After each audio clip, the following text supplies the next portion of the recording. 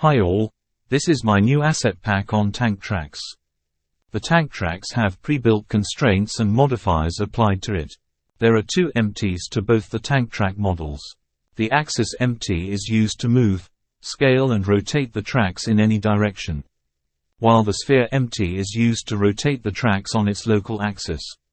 The tank tracks have an underlying curves attached to it. Using this we can change the shape of the tracks. But changing the shape of the curve would mean we might have to change the number of samples in the array modifier. Please look at the rest of the video on how to add the asset into your workflow.